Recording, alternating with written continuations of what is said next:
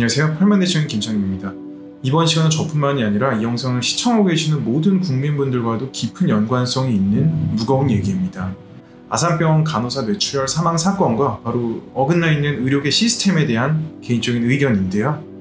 우선 이야기를 하기에 앞서서 돌아가신 간호사 선생님께 깊은 조의를 표합니다. 저는 인턴 1년을 마치고 개인적인 사정으로 동네 의원에서 근무를 하고 있는 일반이고요. 솔직하게 대학병원 수련과 학문적인 욕심이 아직 남아있기 때문에 임상 조교수 선생님들이나 동네 병의원 아니면 군복무를 하고 있는 동기들이나 선배님들에게 여러 가지 질문을 하고 답변도 듣고 또 제가 여기저기 찾아보면서 굉장히 열심히 준비해본 이번 영상입니다. 이번 아산병원 간호사 사건에 대해서 간략하게 설명을 드리겠습니다. 아산병원 소속 간호사가 근무 중에 극심한 두통을 호소하여 응급실로 이송이 되었고 뇌출혈로 진단을 받았지만 출혈을 막는 수술인 코일링을 하다가 실패를 해서 뇌혈관 수술인 클리핑을 해야 되는데 아산병원에 클리핑을 하는 의사가 없어서 클리핑 가능한 서울대 병원으로 전원을 하였지만 끝내 사망하였다는 이야기입니다.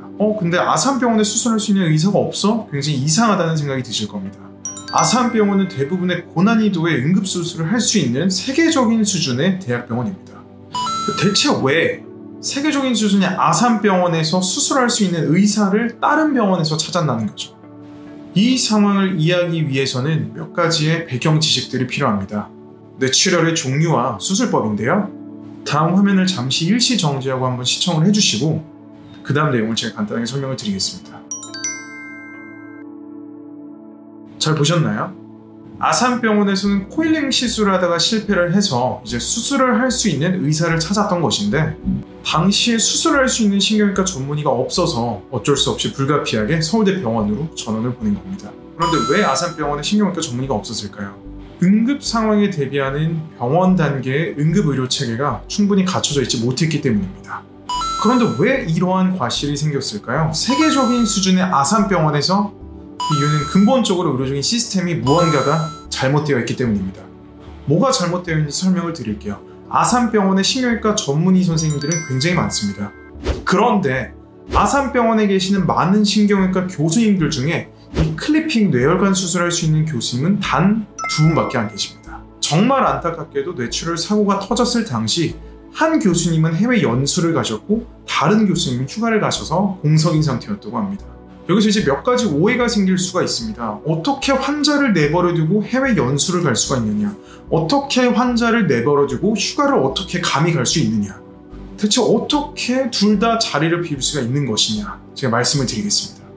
일단 해외 연수는 놀러 가는 게 아니라 공부를 하러 가는 겁니다. 배우러 가는 거예요. 저의 경우에도 그런 피부 미용 학회나 그런 비만 학회에 제가 신청을 해서 계속 참석을 하고 배우고 있습니다. 제가 지금까지 해온 시술들이나 그런 지식들을 점검하고 또 새로운 시술들이나 지식들은 어떤 게 있는지 경험하기 위해서 배우기 위해서 가는 겁니다. 현대차나 삼성전자 같은 그런 세계 유수의 기업들도 세계적인 박람회에 지속적으로 참가를 하고 또 배움을 얻고 영감을 얻습니다. 절대 우리나라에서만 더 이상 안주하지 않죠. 안주하면 도태됩니다. 이건 의학뿐만이 아니라 모든 분야도 마찬가지입니다. 해외 연수도 세계적인 자리에서 그런 세계의 유명 석학들과 의학 정보를 교류하고 정보를 나누기 위해서 가는 것입니다. 그래서 신경외과 A 교수님이 해외 연수를 약 1년 동안 갔다고 가정합시다. 그렇다면 나머지 혼자 남은 B 교수님은 365일 당직을 내내 해야 될까요? 사명감만으로 살아가는 가족과 아들, 딸들을 내버려두고 365일 당직을 할 수 있을까요? 저는 절대 그렇게 못할 것 같습니다. B 교수님은 A 교수님이 해외 연수를 가신 동안 단 하루도 휴가를 쓰지 않고 365일 당직을 하는 게 맞는 건가요? 본인과 가족의 건강은 내던진 채 환자들만 돌보는 게 맞는 건가요? 저는 A 교수님이 오래오래 건강하고 행복하게 살아야 더 많은 환자들을 살릴 수 있다고 생각하기 때문에 A 교수님에게 근로기준법이 보장하는 법적인 휴가를 주는 것이 당연히 맞다고 생각합니다. 여러분은 어떻게 생각하시나요? 그럼 이제 근로기준법대로 A 교수님이 휴가를 갈 수 있다고 칩시다. 그럼 이제 A 교수님이 휴가를 가서 뇌혈관 응급수술을 할 수 있는 의사가 없고 자리가 공석이 돼버린 게 맞는 것이냐? 세계적인 수준의 아산병원에서 아니죠. 이건 분명히 과실이 있다고 생각합니다. 그런데 이 잘못이 대체 왜 생겼을까요? 근본적으로 기피과들의 의료 시스템이 잘못되어 있기 때문입니다. 왜? 이해하려면 신경외과에 대해서 간략하게 알아야 되는데요. 신경외과의 분야는 뇌출혈뿐만이 아니라 정말 다양합니다. 뇌종양, 뇌출혈, 척추, 척수, 말초신경, 중추신경계와 말초신경계를 두루두루 다루는 필수과입니다. 그런데 어려운 뇌출혈 수술을 할 수 있는 신경외과 전문의의 숫자는 매년 갈수록 줄어들고 있는 게 현실입니다. 수가는 낮고 수술은 오래 걸리고 환자들의 컨디션은 대부분 좋지 않고 스트레스는 너무 극도로 다르고 등등, 그래서 젊은 의사들이 갈수록 뇌출혈 수술을 하는 신경외과 전문의가 되는 과정을 기피하고 있는 것이 현실입니다. 그래서 아산병원에서 뇌출혈 수술이 가능한 신경외과 전문의를 구하고 싶어도 구하는 것이 정말로 어려운 일이었을 거라고 생각을 합니다. 클리핑을 할 수 있는 신경외과 전문의는 극히 드무니까요. 심지어 뇌출혈과 같은 그런 중환자를 케어하는데 유지비도 굉장히 많이 들기 때문에 병원의 매출과 수익 차원에서도 그들을 많이 쓰는 것이 좋지가 않습니다. 저는 이번 비극적인 사건이 기피과들의 기형적인 근로체계와 저수가 체계가 불러온 언젠가 터질 수밖에 없었던 나비효과라고 생각을 합니다. 한번 미국을 볼까요? 미국의 경우 힘들고 어려운 수술에 대한 보상을 확실히 해줍니다. 순환기내과도 인베이시브한 파트가 있고 논 인베이시브한 파트가 있는데, 심장 혈관에 스텐트를 넣는 인베이시브한 파트의 의사는 더 많은 리워드를 받습니다. 왜? 당연히 모든 카디올로지스트가 대체하기 어렵지만 그 중에서도 인베이시브 카디올로지스트는 논 인베이시브 카디올로지스트에 비해서 보다 훨씬 더 대체하기 어려운 인력이기 때문이죠. 이게 비단 의사에만 국한이 돼서 하는 얘기일까요? 직종을 불문하고 모든 분야가 다 똑같다고 생각을 합니다. 개발자가 왜 몸값이 높아졌었죠? 당연히 구하기 어려웠으니까요. 하지만 이렇게 대체 가능한 인력이 생기기 시작하면 자연스럽게 몸값이 떨어집니다. 대체하기 어려운 사람은 몸값이 높은 것이 당연합니다. 왜냐하면 독보적인 기술력과 그 사람만이 할 수 있는 독보적인 능력을 가지고 있기 때문입니다. 여러분은 어떻게 생각하시나요? 힘든 일에 대한, 어려운 일에 대한 보상은 직종을 막론하고 금전적인 보상이든 시간적인 보상이든 그것이 충분히 따라야 한다고 생각을 합니다. 제가 여러분께 질문 하나 드리겠습니다. 여러분들이 만약 대학병원에서 생명과 직결되어 있는 뇌출혈 수술하는 의사이고 대학병원을 나가서 동네 병의원에서 생명과 직결되지 않은 대학병원에 비해서 상대적으로 덜 위험한 환자분들을 보면서 덜 스트레스 받고 당직도 덜 서면서 만약 지금 월급보다 훨씬 더 벌 수 있다면 여러분은 과연 어떤 선택을 하실 건가요? 사명감과 보람만으로 대학병원에 남아서 환자들만을 돌본다고 자신있게 얘기할 수 있나요? 게다가 사랑하는 가족이 있다면요?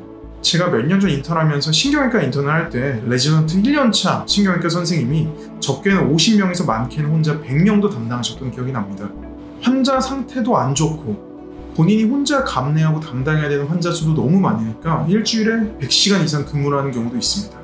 실제로 신경외과는 여러 과들 중에서 평균 근무 시간이 가장 높은 것으로 알려져 있습니다. 당직이 많으니까 집에도 가지도 못하고 환자들의 컨디션도 좋지도 않고 의료 수가는 상대적으로 낮고 수술도 굉장히 어렵고, 그런데 이게 비단 신경외과 파트만의 문제가 아닌 것이 현재 의료계가 처한 현실입니다. 여러 기피과들의 의료 체계가 위태위태하다는 전조 증상을 보여주고 있는 정말 많은 뉴스들이 있습니다. 이것이 현실이에요. 제 지인 이야기입니다.